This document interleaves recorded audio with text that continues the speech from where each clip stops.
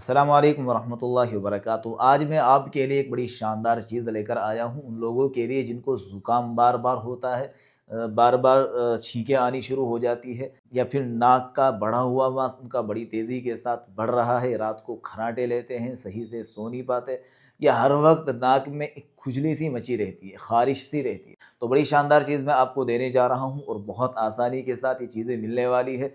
कोई इस तरह की टेंशन पालने की ज़रूरत नहीं कि भई ये कहाँ से मिलेगी। जहाँ भी आपके आस-पास में पंसारी हो, आप जाइए और ये चीज़ें लेकर आ जाइए।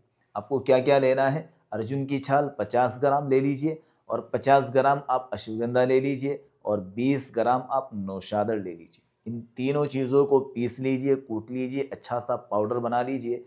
सुबह में नाश्ते के 1 घंटे के बाद 2 ग्राम आपको ताज़े पानी के साथ लेनी है। रात में खाना खाने के 1 घंटे के बाद ताज़े पानी के साथ 2 ग्राम लेनी है, 2 ग्राम से ज़्यादा आप इस्तेमाल ना करें। इंशाअल्लाह आप 1 महीने के अंदर देखिए कितना शानदार रिज़ल्ट आएगा, आप हमें दुआएँ देंगे।